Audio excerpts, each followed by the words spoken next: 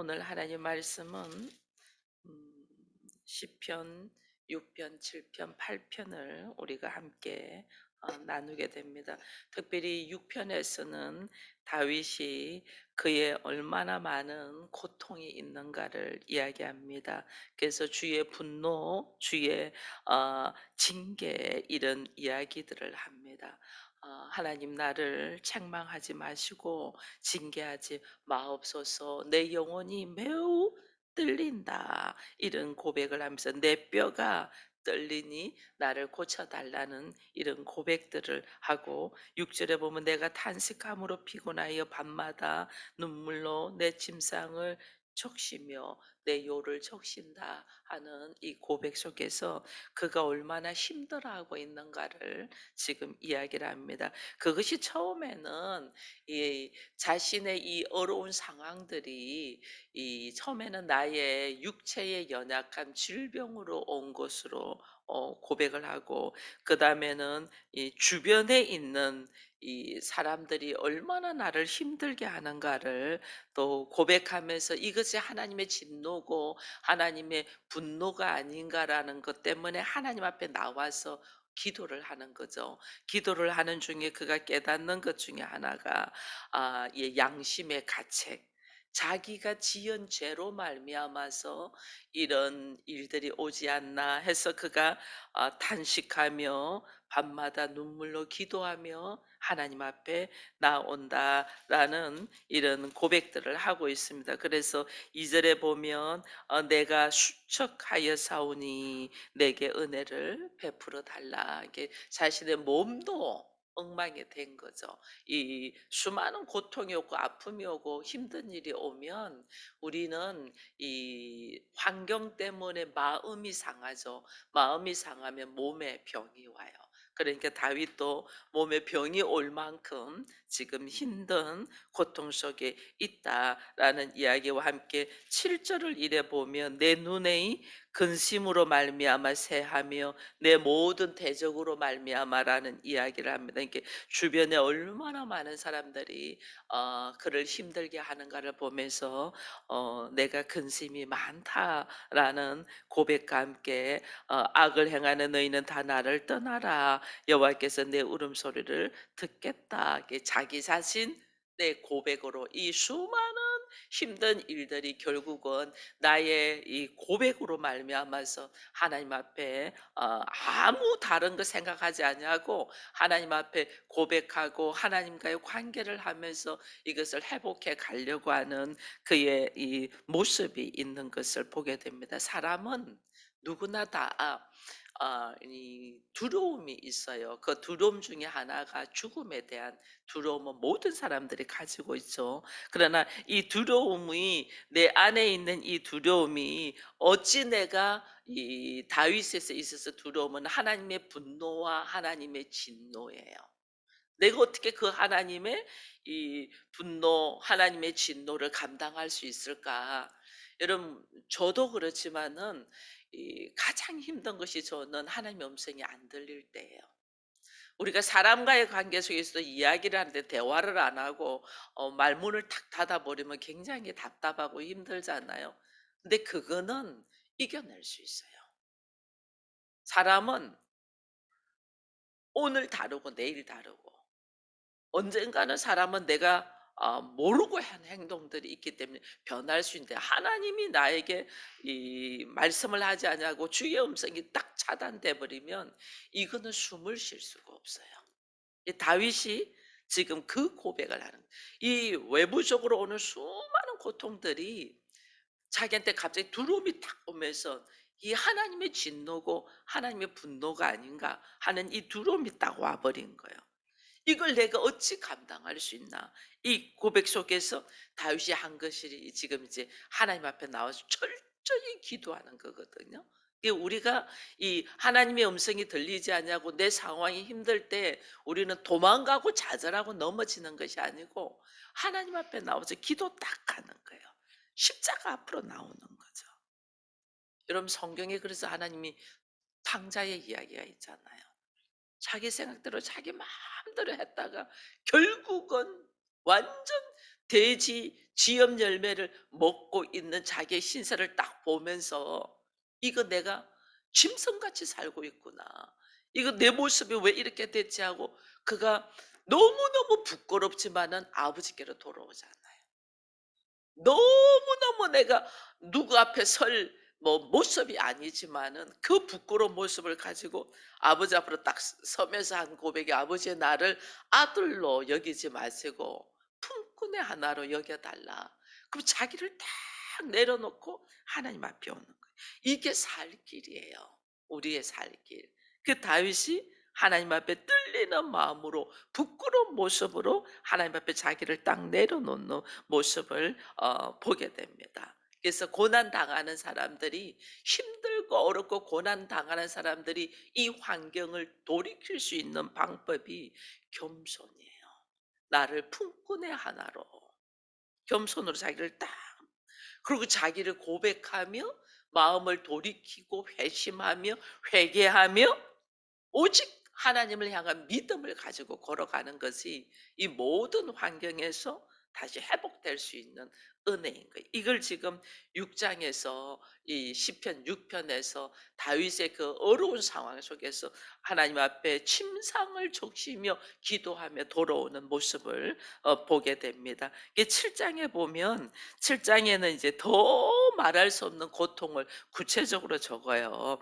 여기 보면 7장 1절 들어가기 전에 위에 패턴을 보면 다윗의 시가요니다 이래 돼 있면서 베냐민인 구시의 말에 따라 여호와께 드린 노래다 이래 돼 있거든요. 이게 뭐냐면 베냐민이 이게 사울의 지파 사람이잖아요. 이 베냐민인 구시란 사람이 다윗을 사울에게 고발한 거죠.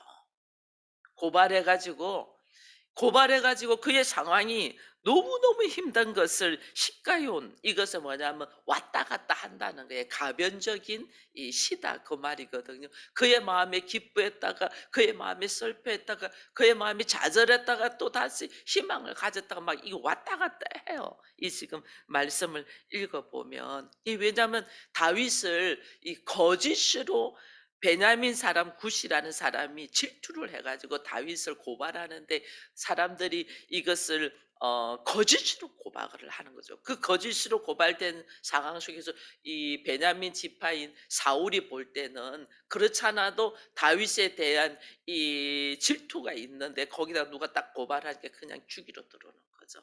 이 상황 속에서 지금 다윗이 얼마나 구체적으로 힘든 일을 당하고 있나를 보여주는 거예요. 그러니까 1-2 절에 보면 여호와여 내 하나님이여 내가 주께 피하오니 나를 쫓아오는 모든 자들에게서 나를 구원하소서. 건져낼 자가 없으며 그들이 사자같이 나를 찢고 뜯을까 한다. 이게 얼마나 힘들다는 우는 사자와 같이 이 사단이 우리를 그렇게 한댔잖아요. 우는 사자와 같이 달려든다는데 지금 다윗이 내 주변의 사람들이 우는 사자와 같이 나를 찢고 달려들려고 한다. 이게 자기 상황이 얼마나 힘든가를 지금 이야기를 하는 거예요. 그러면서 뭐 3절 이후에는 내가 이런 일을 행하였거나 내 손에 제약이 있거나 내가 뭐 까닭 없이 무엇을 빼앗았겠구나 막 이렇게 했으면 5 절에 보니까 "내 영광을 먼지 속에 살게 해 달라." 이 먼지라는 사람이 흙으로 돌아가서 인제 먼지가 된다는 거예요. 나를 죽어도 된다 이 말이죠. 이 나는 결백하다.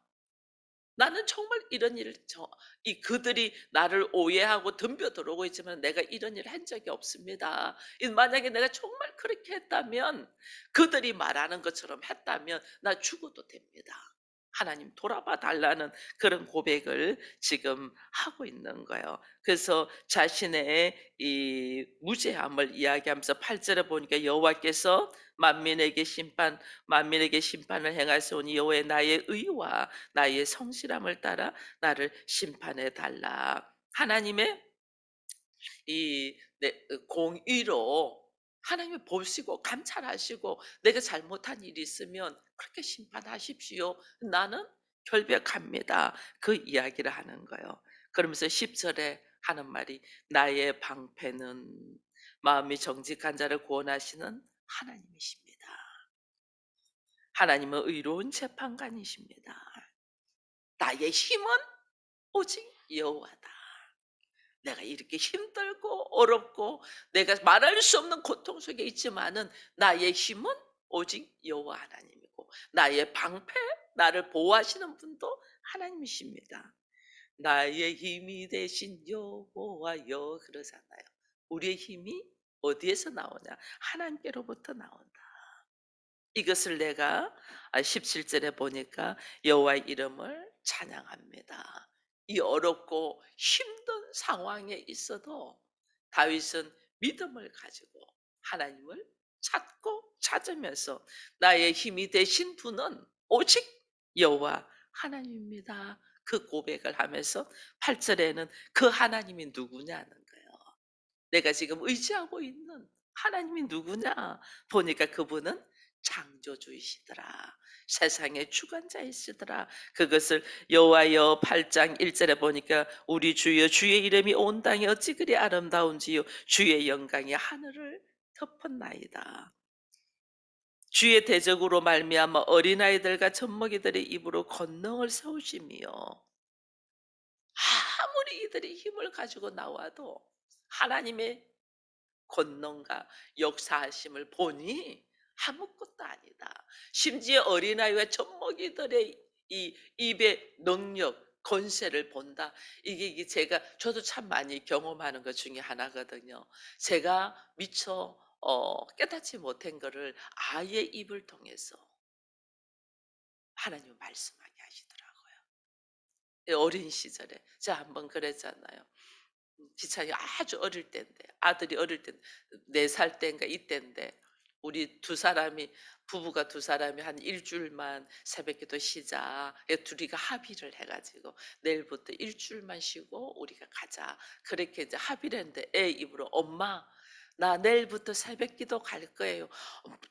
무슨 말도 안 되는 소리를 우리가 그냥 둘이서 허허 웃었는데 여차 없이 그 아이는 알람도 없어 시계도 없어. 근데 여차 없이 우리 그때 5시에 새벽기도 할 때인데 4시 반 되면 애가 딱 일어나서 우리를 깨우는 거야. 그걸 일주일을 딱 하더라니까요. 일주일.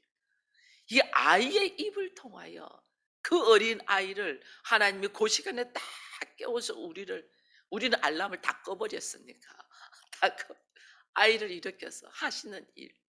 여러분 며칠 전에 그 연예인 중에서 김나영이라는 사람이 있어요. 그 아이의 아들이 그 하는 행동이나 말을 이렇게 보면서 그 어떤 사람이 어 "나는 울고 싶어도 울지 않는다." 게 "아니야. 울고 싶으면 울어. 울고 싶으면 울어라." 그러면서 말을 딱 해 주면서 그다음에 또 그 엄마가 그 김다인 씨가 어머니가 돌아가셔서 무덤에 이렇게 가서 엄마를 바라보면서 이제 눈물을 훔치니까 그 아이가 아무 말을 하지 아니하고 엄마 등을 이렇게 쓰다듬어 주는 그런 그 어린아이한테 통해 그 걔가 6살이래요. 6살짜리 아이가 엄마를 위로해 주고 말하는 말이 "울고 싶으면 울어야 된다." 이런 이야기들을 한다는 것이 이게 사람이 누구한테 위로를 받아 그 작은 아이한테서 위로를 그 어른이 받는 거예요. 이게 하나님의 일하심이 아니고는 우리가 어떻게 이 성인이 된 어른들이 그 작은 아이들의 말 소리에서 딱 위로를 받으며 힘을 얻을 수 있겠어요. 여러분 애들이요. 내가 막 힘든데 와서 그냥 씩 웃어주는 그 웃음 하나에 우리의 모든 문제들을 탁 다 내려놓잖아요. 그런 것들이 하나님의 능력이 아니고는 어찌 그럴 수가 있냐. 이 지금 다윗이 그 고백을 하는 거예요. 주의 손가락으로 만드신 주의 하늘과 주께서 베푸신 달과 별들을 내가 본다. 그러면서 하는 고백 중에 하나면 사람이 무엇이기에 주께서 그를 생각하시며 인자가 무엇이기에 주께서 그를 돌보시나이까. 이 인간이 하나님의 창조의 이 질서에서 보니 나는 너무나 작은 자인데 어찌 하나님이 우리를 돌아보며 하나님께서 우리를 이렇게 세우냐. 이게 뭐냐면 인간은 하나님과 관계를 할 수 있는 자잖아요.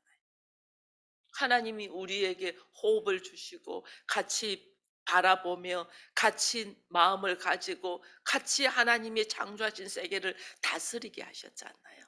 우리에게 다스리는 권세를 주셨잖아요. 똑같은 피조물인데, 똑같은 피조물인데, 이런 꽃이나 나무들은 딱 세워난 그 위치에 그 자리에서 그냥 그대로 있는데, 인간만이 하나님이 창조하신 만물을 다스리는 권세를 줬잖아요. 이게 뭐냐면 하나님과 깊은 관계를 알 수 있어요. 인간만이 하나님의 아들이라. 그래서 하나님이 창조하신 모든 것을 정복하며 다스리며 사랑할 수 있도록 하나님의 형상을 주셨잖아요. 이게 얼마나 귀한 줄 몰라요. 그래서 다윗이 나같이 부족하고 나같이 연약한 자를 하나님이 그렇게 하나님의 영광 속에 들어갈 수 있도록 하시는 그 놀란 은혜를 뜻 발견하면서 지금 나의 힘들고 어렵고 이 말할 수 없는 고통 속에 있는 것이 이게 내 안에 갇혀 있으니까 내가 미처 하나님의 그 크신 사랑과 은혜를 보지 못하고 있었구나. 이걸 지금 고백하는 거예요. 그러면서 이보세요. 5절에 그를 하나님보다 조금 못하게 하시고 영화와 존귀와 간을 셨가 주의 손으로 만드신 것을 다스리게 하시고 만물을 그 발 아래 두셨다. 물론 예수 그리스도가 모든 것을 하지만 우리 또한 천사가 우리를 흠모할 정도로 천사 하나님과 함께 있는 인간은 천사보다 못하잖아요. 못하는 그 모습이지만은 오히려 천사에게 주지 않은 우리에게는 하나님의 자녀라는 관을 딱 주고 하나님의 영광을 우리에게 전부 다 주잖아요. 그 하나님께서 만드신 것들을 다스릴 수 있도록 이게 뭐 예수 그리스도를 통하여 예수 그리스도와 통하여 영접하고 예수 그리스도와 하나 되어 믿음으로 걸어가는 하나님의 자녀된 자애들에게 오늘 내가 힘들어한다는 거는 여러분 내가 하나님의 자녀가 아닌가를 다시 한 번 더 우리가 묵상하면 됩니다. 내가 하나님의 자녀이면 부모가 그냥 내버려 두지 않아요. 부모가 자녀가 힘든 가운데 있으면 그 자녀를 보고 그냥 있지 않아요.